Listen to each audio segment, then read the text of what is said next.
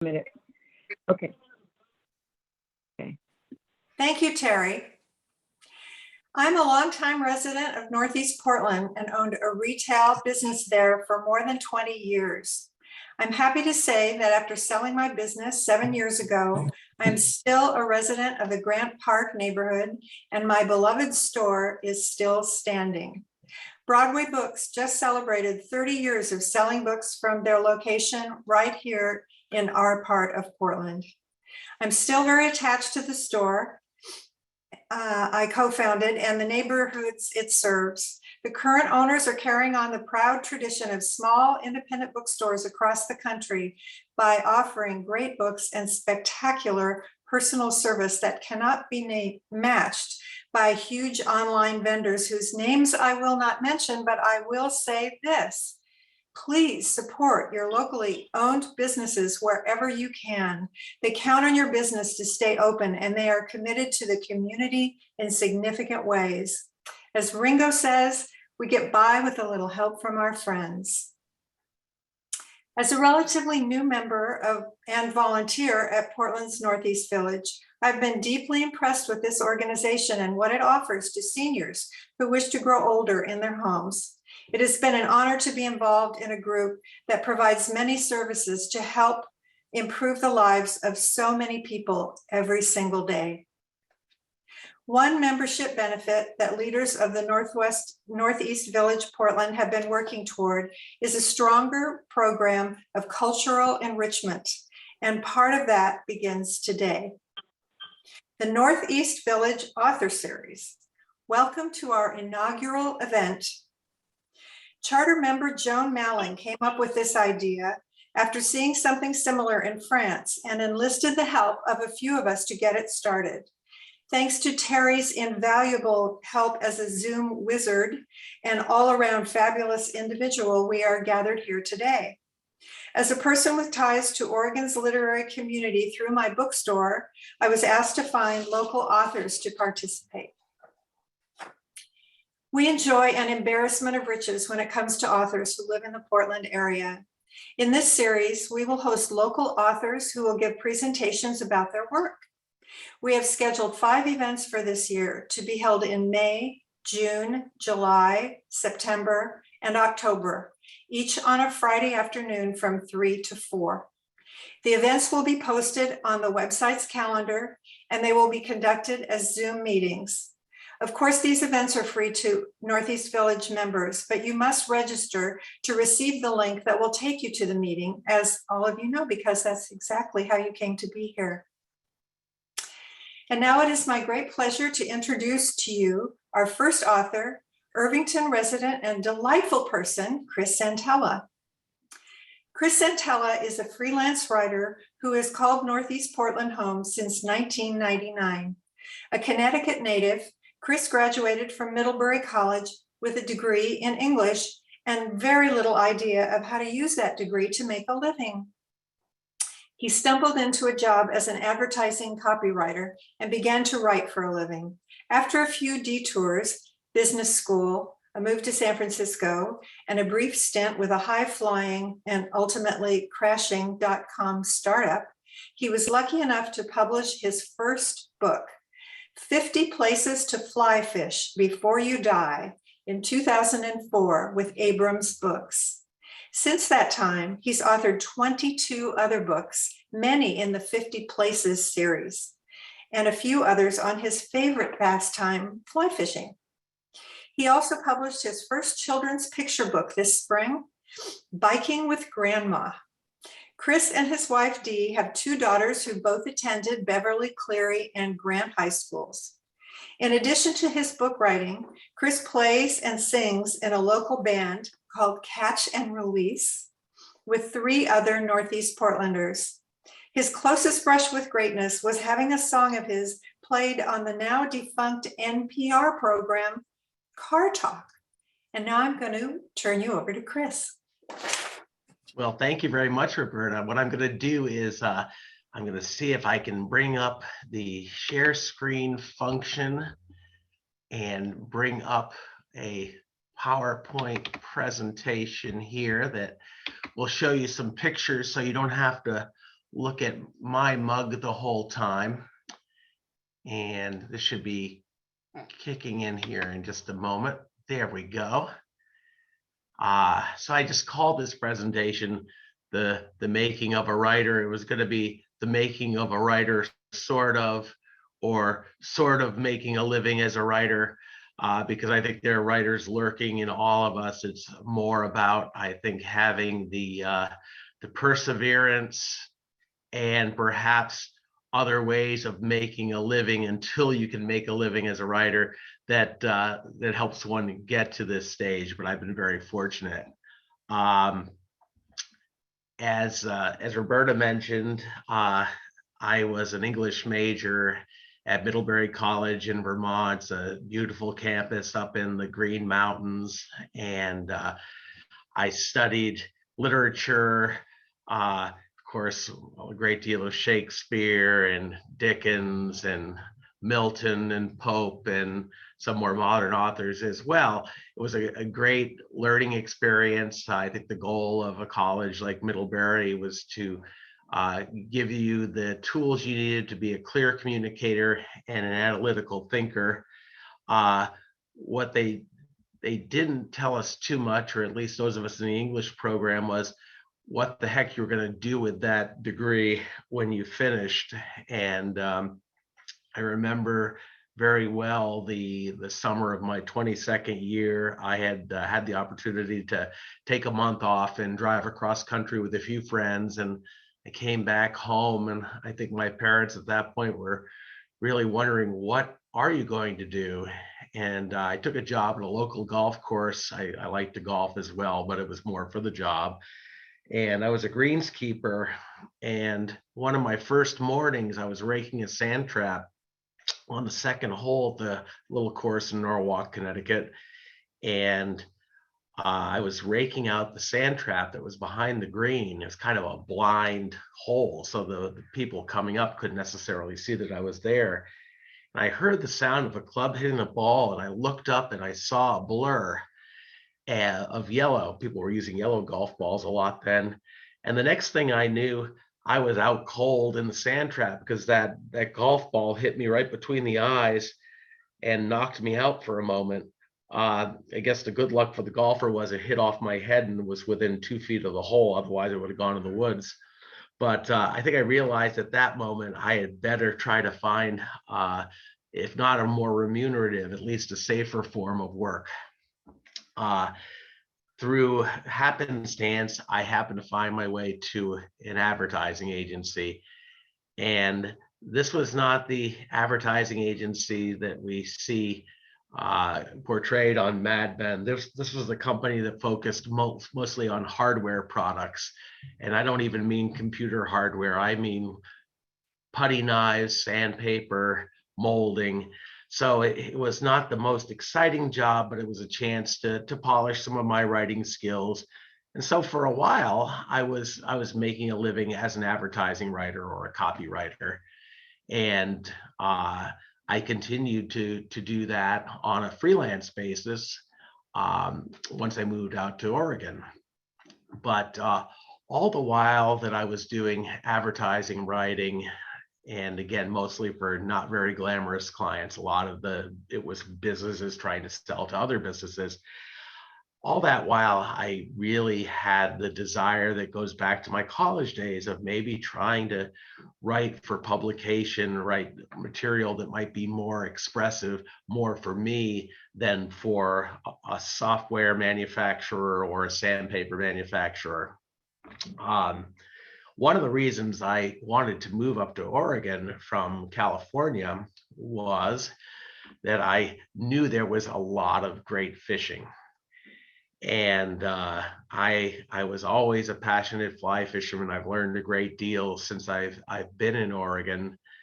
And I realized, okay, if you want to be a writer, you need to find a market for your writing, and you need to find something to write about. Pretty obvious things.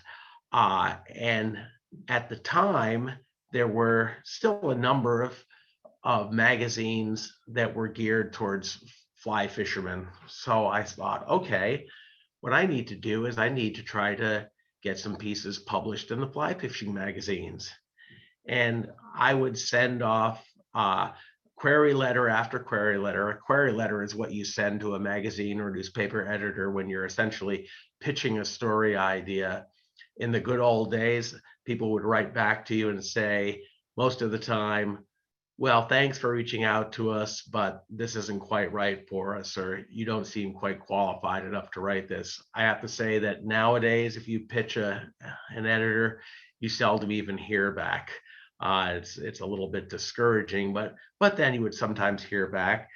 And it took time, but eventually I started being able to publish some pieces in some of the fly fishing magazines, and then even in some more mainstream publications, like the Washington Post and the New York Times. But honestly, this is around 2001, 2002. We had just had our first daughter, and we had a second daughter that was going to be on the way soon. And I was still doing a lot of marketing writing, but I realized that for the time it took me to pitch a fishing story and then write it or travel to do it and then write it, if I did get the assignment, the money just wasn't there. If I was going to do something with writing that was not commercial writing, I had to find a better way to try to make some money from it. I hate to say that that my means were totally mercenary, but they were at least in part so. I'm a fairly pragmatic person at the end of the day.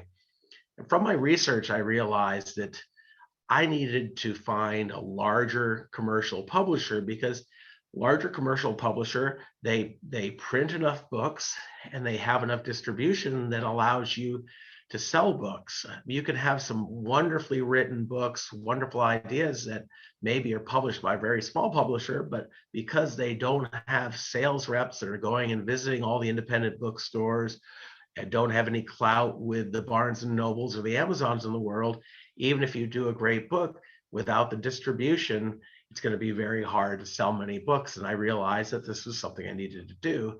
So I researched at the Hollywood Library. I think it was still in its old location where Fleur de Lis Bakery is now. I looked up literary agents who were accepting ideas from new authors, and I sent out, I still remember very well, I sent out a 2-page letter that outlined this basic idea I had for a fly fishing book. The idea was 50 places to fly fish before you die. When you're doing a nonfiction book, the selling tool that you have for that is a book proposal. A good way to think of it for those of you who have perhaps worked around the business world is it's basically a business plan for a book. So it's not only the idea of the book, but it's also who the market might be, why you're a good person to be writing this book, that your background aligns with the subject matter, and it shows some samples of your writing to show that you have the ability to write this sort of book.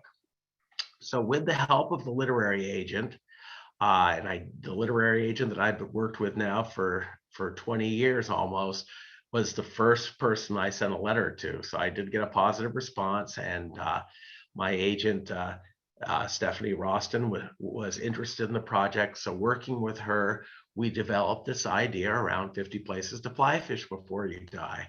And I think that one of the really great ideas that my agent Stephanie had was that instead of me being the person that's making all the decisions of what is a place to fly fish before you die, that I should interview experts in the field and ask them to talk about a place that's special to them, and use those interviews as a jumping off point to talk about the place in question.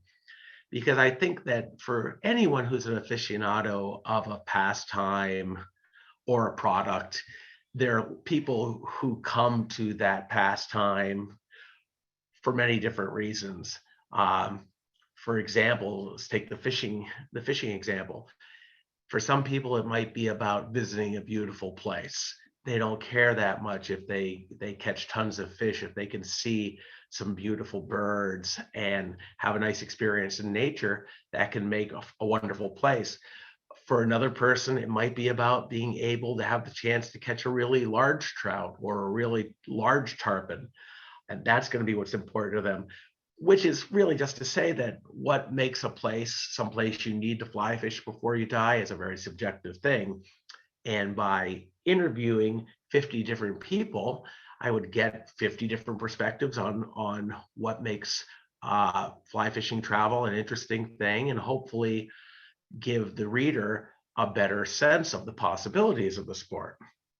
So the agent took the book out and shared it with 5 or 6 different editors in the first round, and this happened just after the war in Iraq began. So we had the book proposal all ready to go, and then the war starts, and my agent says, I think correctly, maybe when the nation's at war, it's not the best time to be trying to sell a book about leisure experiences.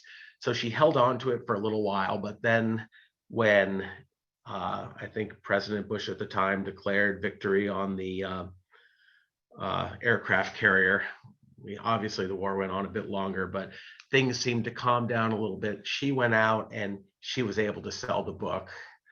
I did the interviews. I only had 6 months to do the book, so I had never written a book before. So it was a bit stressful, but I was able to find 50 interesting people to talk to, some of the luminaries around the sport of fly fishing, and feverishly worked to get that manuscript done. And we hustled it through production to get it to the printer.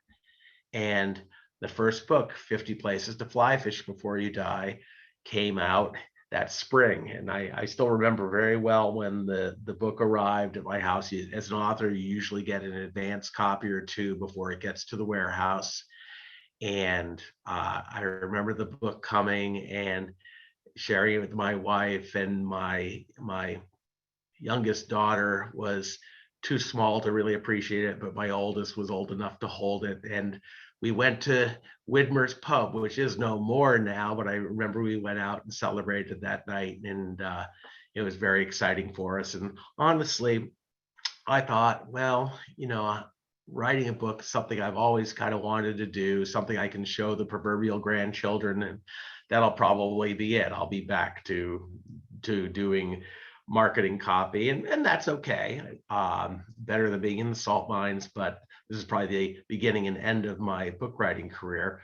The idea of the books, again, was to talk about places that were special to people who were considered experts in the field. But a very important component of the book was the visual component. Not each of the 50 places, but most of them would have a beautiful photograph to accompany the essay that I wrote. And I think that the visual component of the books has been a very important selling point. Also should mention too that, when my agent recommended that we go with Abrams Books, which is a medium-sized publisher in New York, she said, well, I think they're going to be a really good match for this because they do great gift books. And I have to say that when she said great gift books, my heart sank a little bit, because I thought, gift book, that sounds like you're buying a doorstop or something to put on a coffee table. It's not literature, it's not Shakespeare. But I soon got past that feeling, because I realized that at the time in the United States, there were maybe 4 or 5 million people who fly fish somewhat regularly, but there were tens of millions of people who knew someone that fly fished. And it turns out that those are really the people that tended to buy the book. People would buy it as a gift for the fly fishers in their lives. And if you're an older uncle or an uncle who lives in the city and you don't know anything about fly fishing, and you would never probably go into a fly shop because you'd feel intimidated, but your nephew likes to fly fish, and there you are in the bookstore and there's a pretty looking book on fly fishing, well, you might just pick that up for your nephew, and that's exactly what happened. The book was a much greater success than anyone anticipated at the time. part of that, I have to say is that from my marketing background, I knew it was very important to get out there and hustle the book. A publisher like Abrams, so they have 150 people and they have a public relations and a marketing department. They just don't have the budgets to buy an ad in the New York Times or even the Oregonian to promote a new book. They really rely a lot on the authors to go out there and hustle I did. So I knew a few people at the Oregonian and was able to convince them that the local author might be nice to talk about the book. I reached out to every sports editor in the country at newspapers that had a circulation of more than 100,000 and pitched them on doing a little story for the book, and tried to make it easy for them. I could send them along 100 words or 200 words that were kind of pre-canned in a objective sounding voice, so they could more or less paste and cut it into a column if they wanted to, because I've learned in my public relations side of my marketing career that the easier you can make it for editors to include the product that you're trying to promote, the more likely they are to do so, because they have a lot of things on their plate. One of the really strong media hits that we had at the time was in USA Today, and USA Today has been a great source for a lot of promotion for a lot of my books. I made friends with one of the editors there, and they run a lot of stories on my books over time, but this was the first one. And I don't think my parents really understood what I was doing as a writer, but when they saw my book in USA Today, I think it meant that if I hadn't necessarily arrived, then at least I was doing something for real. Perhaps the most exciting moment for the publication of the first book was when, through happenstance, a friend of a friend from the golf world purchased a book for Vice President Cheney, and you can see him receiving it there, and you can see him actually smiling, which is not an act that I often associate with the former vice president. So that was perhaps the biggest praise that the book ever received from my perspective.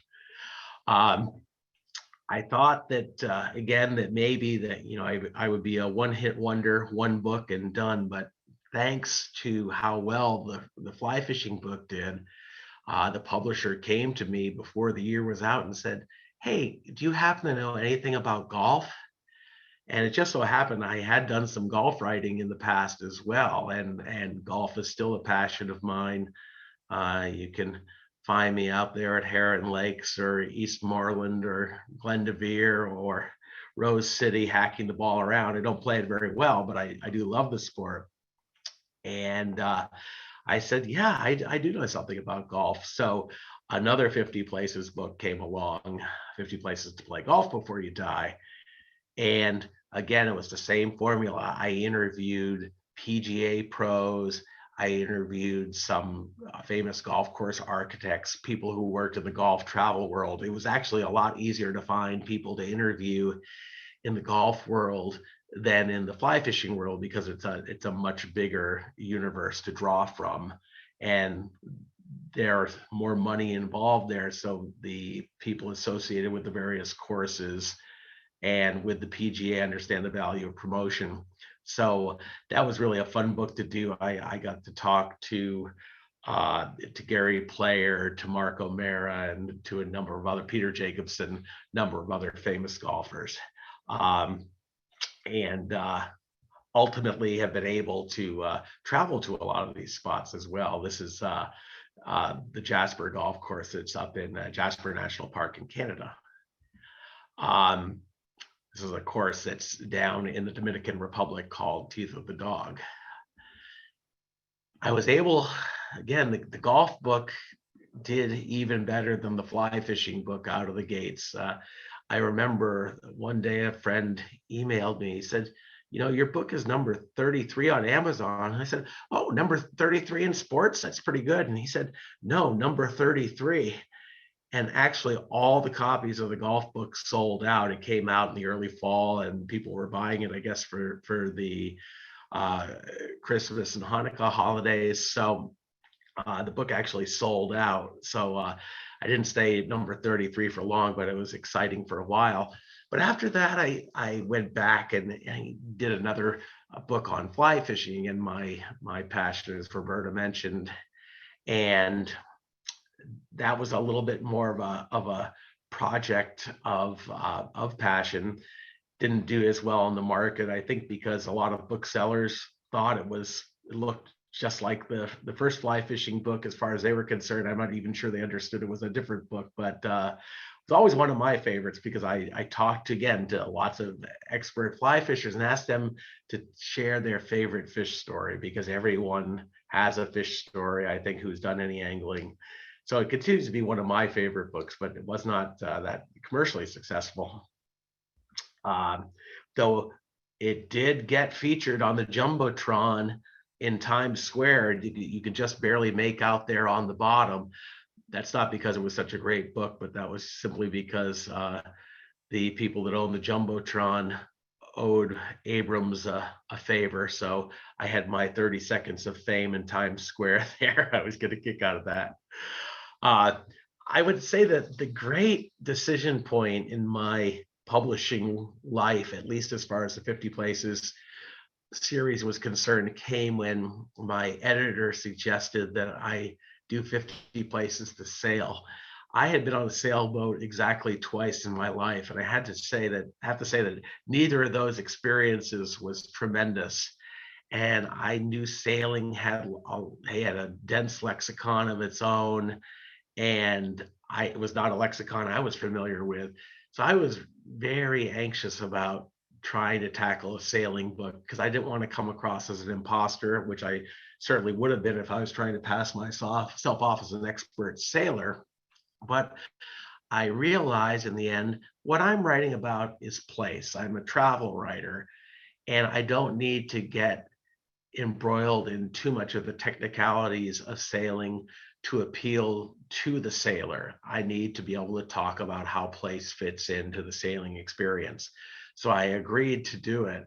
And I think that book did relatively well. And I think that the ability to embrace what I needed to do to write about place and how it connects to the activity I'm writing about has been an essential ingredient for me to have modest success to keep doing these books. And there's been a number of them since. I did diving.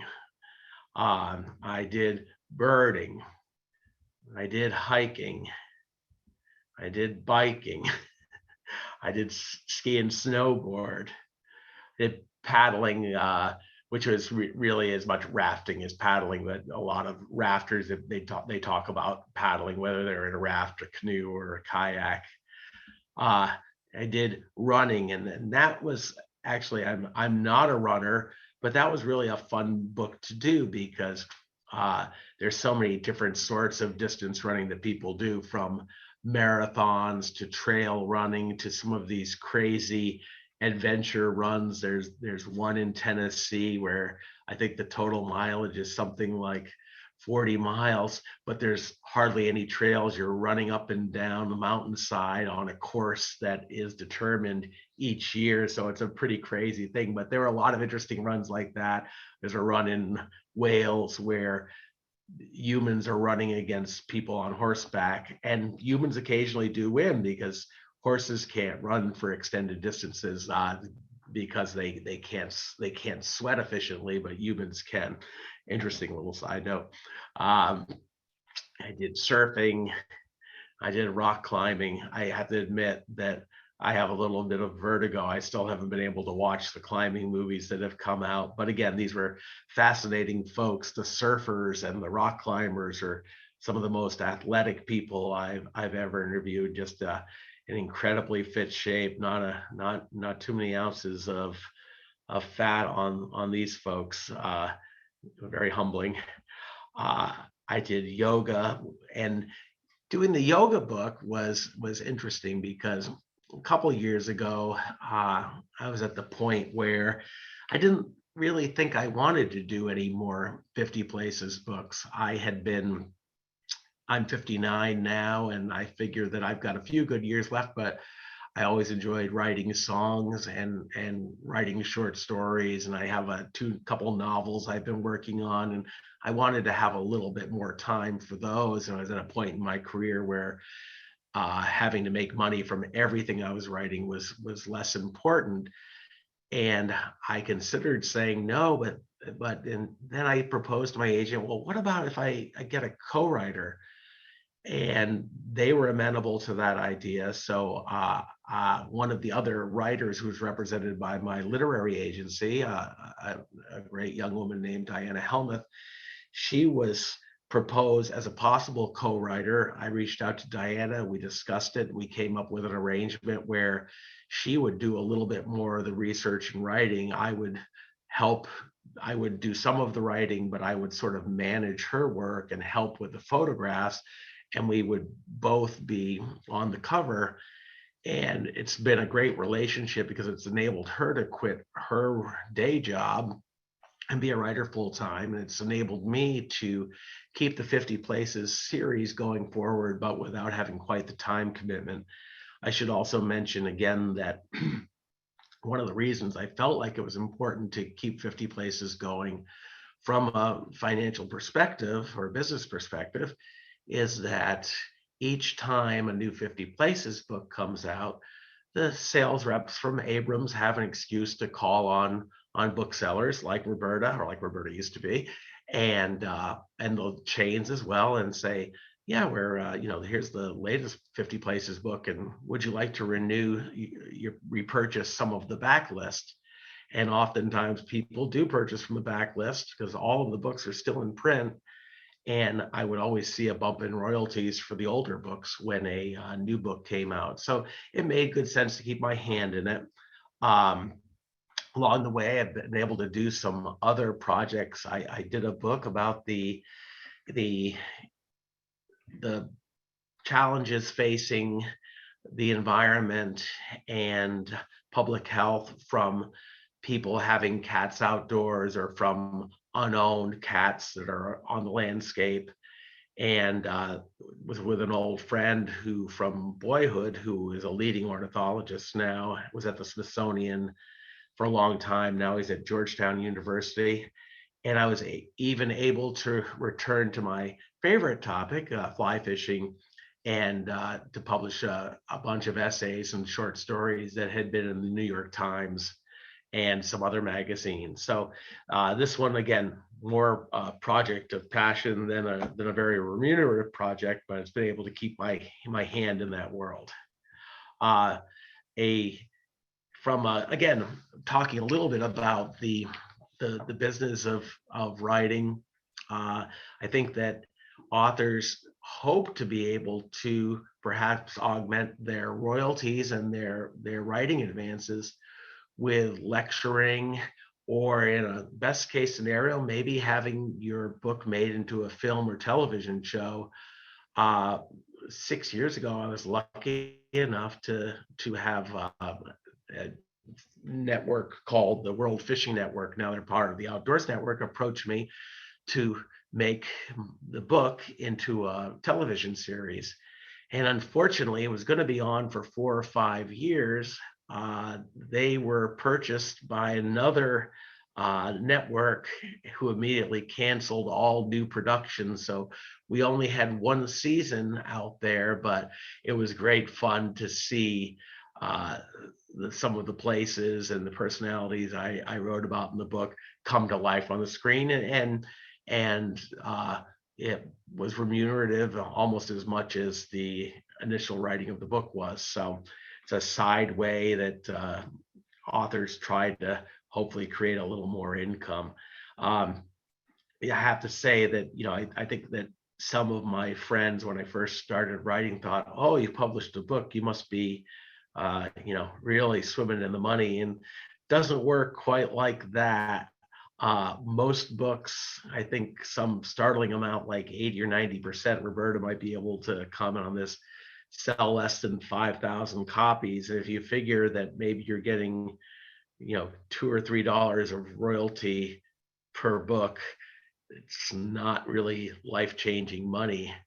But for me, having had now again 22 books out there, most of them earning royalties, um, some revenue from selling the television series, uh, occasionally doing speaking engagements, and a lot of the article work that's been generated because people associate me as something of an expert in fly fishing and golf travel. So they'll reach out to me to write stories. It's enabled me to make a living, not a fancy living, but a living, and it's fairly hard to do for writers these days. I hope this hasn't been too tedious for you folks. It's been a great pleasure. Love to open things up for questions, and I know that it's likely that some of you may be doing some writing in your spare time, or maybe even more seriously.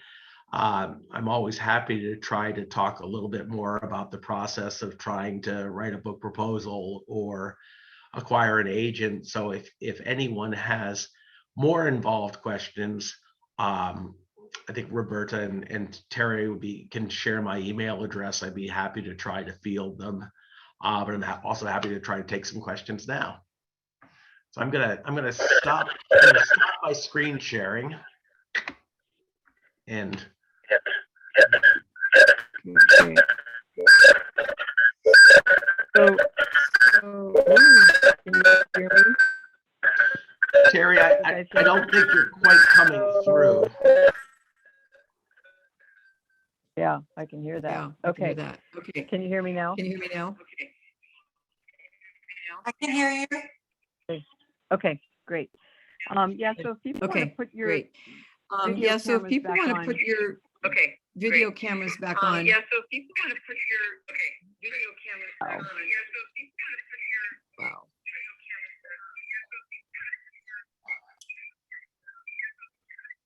I don't know why it's doing that. I don't know why it's doing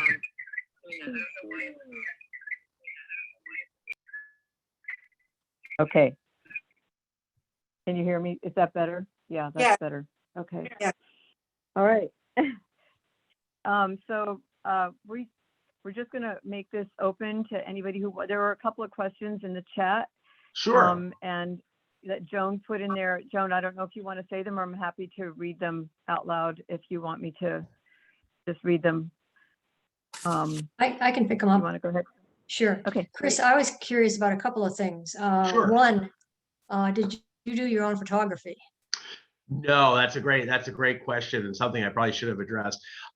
What we do is when we're doing a 50 places book, we often try to identify a few photographers that are very focused on whatever the outdoor sport or pastime is. And when you're looking at activities like fly fishing and golf, oddly enough, there is a stable of 8 or 10 folks that are well known in the industry and that probably have shot most, if not all, of the places, because these folks are just traveling around constantly photographing, either for the fishing lodges magazines or for the golf courses' own promotional materials.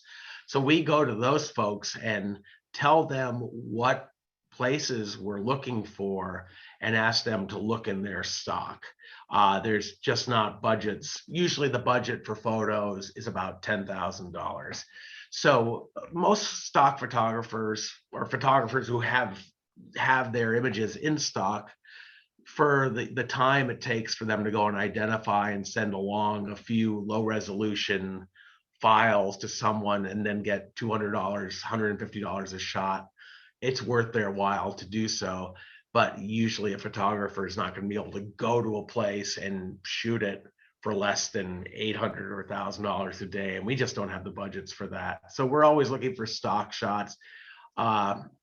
Try to go to individuals first, because I know how difficult it is for freelancers to make a go of it. So I'd rather pay them than a stock agency like Alamy or Shutterstock. But sometimes if we can't identify any good shots by going to individual photographers, we will go to that form of stock. And what we always buy from the photographer or the stock agency, we buy one-time usage, which means that the photographer still owns the shot. He or she can sell it again, but we get to use it for the book. Thank you. That sort of leads into my second question, and that was, have you actually traveled to all the places you've written about? Or Good, do you- good question. You know, I get asked that now and again by friends, and I would say that, you know, the golf and the fishing are really the two hobbies I pursue with the most vigor. And I actually have done 2 50 and 50 more places to fly fishing golf. So there are a total of 4 books there, 100 places for each. And I would say I've been to over half for each book. So I've been the one area I haven't been to South America, and I've been to New Zealand and Australia, but I haven't really been to Asia. But I've been pretty well traveled otherwise, and have gotten to fish and golf in quite a few nice places. Thank you. Yeah, if anyone has any other questions, happy to try to field them. And hopefully I know I talked a little bit more about the business side of it than the inspiration side, but hopefully touched upon that a little bit. I guess one question I have for you as a writer, and it would probably be for most writers, I mean, what's the impact been to you with, you know, these Amazon buying online as opposed to, I mean, does it affect you the same way Oh, it does no, the independent bookstore? Oh, absolutely. It's a difficult question a little bit. I would say, the best way to put it would probably be to say it's a double-edged sword. The good thing about Amazon, from an author's perspective, is that people will look at a ranking of a book, and if a book is ranked fairly well, then they're a little more inclined to buy it. So it will give you a little bit of visibility, and it will give you a little bit of a viability, I suppose. But the big negative side is that you get half or less of your normal royalty. Wow. And what happens is, as I understand it, in the way that what makes the publishers happy about this is that Amazon doesn't return books. So if you're at Amazon, you buy 50 places to practice yoga, you own them. You can't return them. Where a lot of most bookstores, tell me, Roberta, if I'm wrong, you buy a book, and as long as no one marks it up, doesn't sell in 6 months, you can send it back and get credit. And Amazon doesn't do that. So I think, publisher, the first thing they're trying to do is they spend, $40,000. They spent $50,000 on me between the advance and the photographs. They spent another $2 per book printing it, plus the shipping. So they're trying to recoup whatever that initial investment is any way they can. And selling to Amazon, I have to imagine it is a way for them to guarantee that they've got, $20,000 or $30,000 on the correct side of the ledger as far as they're concerned against their expenses. But I would say overall it's a negative, but certainly it is for the bookseller. For the author, though, there are some positives to it. Interesting. Thank you. Yeah, Pat, did you want to say something? Have you had any experience with print on demand? I have not personally. I mean, again, it was kind of hard to get it across, I guess, on the PowerPoint, but these are hardcover books, and they have pretty high quality. The printing quality of the images is pretty high, and it's kind of done on glossy stock. So the model of my books, except say the one of the fishing books was, and the book about the cats, those were more standard books. So those could have lent themselves potentially to the print on demand. They weren't. But the 50 Places books, just because of the format, they don't really lend themselves that well to it. I do know have a publisher friend in town who does a lot of his books that way, and for him, since he's not selling quite as many books, he doesn't have to fill his garage up with the various books that he's publishing. So he gets a little less margin on each book, but he doesn't have to tie up his funds and inventory. So it's a model that's worked well for him.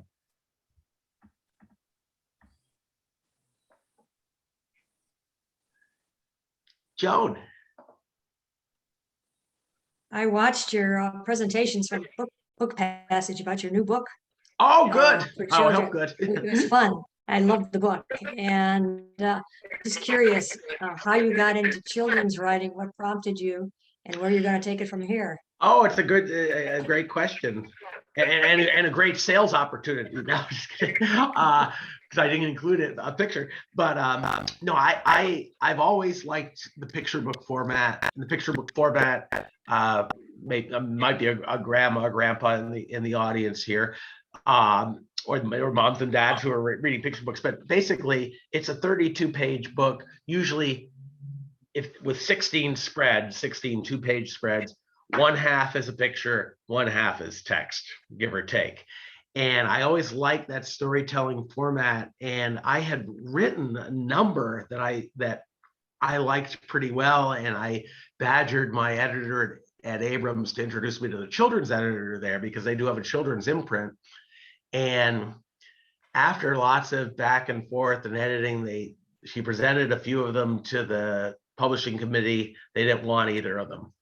And I was a little disappointed, but it's more of again, another passion project. But she said, I like working with you. You have some gift with the writing. Let's brainstorm and see if we can come up with an idea. And that was how this book, this idea, it's called Biking with Grandma. And Grandma is a travel writer. I wonder who that could be like. And she's doing a book on biking. Wonder if I have any good source material to draw from. Maybe so. So basically, she's taking one of her grandchildren along with her as she researches the story, and the story is told by the grandchild writing postcards back to their mom and dad.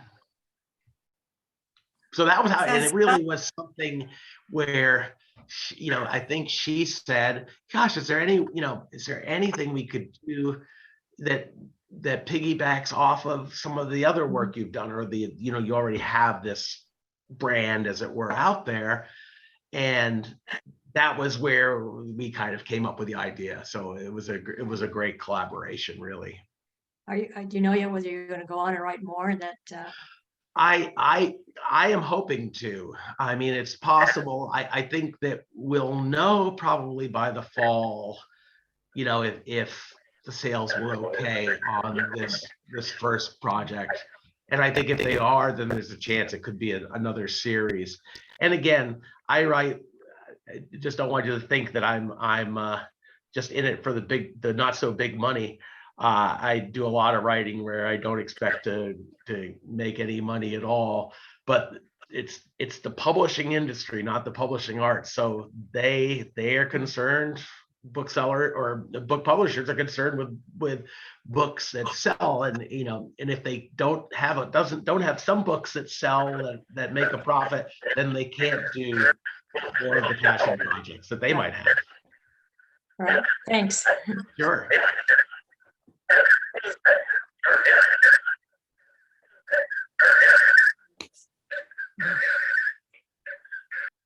I don't know. I think maybe that Terry's maybe trying to talk, but it's not quite coming through. So no, I don't know. Does anybody have any? We're getting close to our ending time. Does anybody have any other questions they want to ask before we wrap it up? I actually have a question. Sure. Chris, do you have any tips, or what would be your advice to aspiring writers at this point, given, listening to your journey and hearing kind of the changes that have evolved in the industry over time? It's clearly a different world than when you first started. I don't know if you have any thoughts about people who are aspiring writers, or if you feel like it really just depends, as you just described, like the self-publishing versus your kind of book, which is really dependent on high quality photos to help sell the Right. work. Do you have any pointers for people, or? Well, I think that, if your desire is to, to write an informal family history or a memoir of some sort, and your intention is to have a keepsake for friends and family, I think, Pat, you had asked about the publishing on demand or the self-publishing route. That can be a really great way to go. And there are lots of services out there. Some are under the rubric of a book packager, and what they might be able to do is provide a level of editing and design services just to make the text look a little bit better, and to maybe clean up any little editorial syntactical challenges you might have in the text that you've written. And those services have come down in price. So for someone who's looking to have that memoir, but maybe not have a commercial book, I think that could be a great way to go. If you are really interested in a commercial book project, if it's a work of fiction, you have to write it, because I think some literary critics have shown that every great novel or play is one of 19 plot lines or 29 plot lines. So it's like, you can't say, I'm going to write a novel about two boys who fall in love, but one of the boys goes to war and the other finds someone else. Well, great, write it. So that's the only way you're going to sell a novel. To sell a nonfiction book to a publisher, if you haven't published a pretty good selling book before, what most publishers and agents are going to say, you need a platform. And when they say a platform, what they mean, I think, is you have a blog post that 1,000 people look at somewhat regularly. You are on YouTube a lot talking about the topic that you want to write your book about. You have some group of people who already know about you and might be clamoring to have your thoughts in the form of a book. It's very hard, I think, these days to sell a nonfiction book if you haven't written and sold one already, without having that quote unquote platform.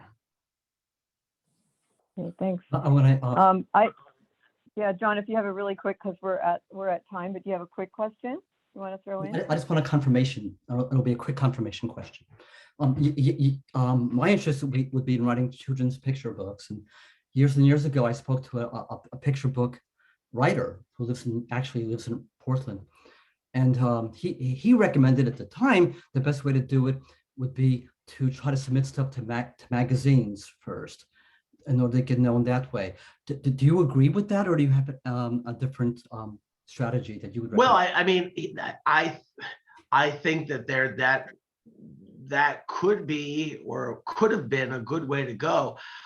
My sense is, and I'm saying this more as a dad than someone who is really scrutinizing the children's magazine market. My sense is that there just aren't that many left right now. So it might be, I think Cricket is still out there, and I'm sure there are a couple others, but it's a vastly diminished market. What I would suggest doing is, again, there's a book that the Hollywood Library has, and whatever library is closest to you will probably have it. It's called the Standard Rates and Data Services Red Book. And that Red Book lists all the agents who will represent children's books and will take on new writers and are reputable. Because there are a lot, if you start Googling for agents, you'll come upon a lot of people who seem like, oh, they're very excited about your book and really want to see it, but they charge a $500 reading fee. So as soon as anyone, how's that different from the children's writers market? I think that that can have some, I'm sure that that could be useful too. Okay. I've always heard, and my experience has been that from the agent side, that the SRDS is a little more up to date and reliable. Thank you. And what I would consider doing is, let's say you have a list of, you come up with a list of 5 agents. I would, write them a letter that introduces you, briefly describes each of the stories that you have. Would they be interested in reviewing?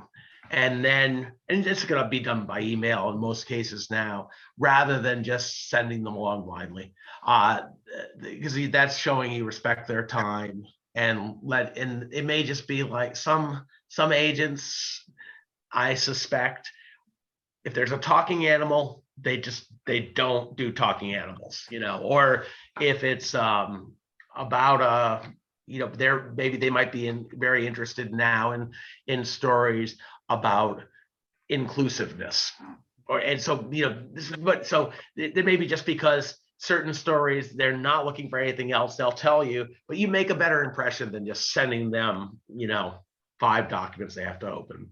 Do it, be patient and do it in steps.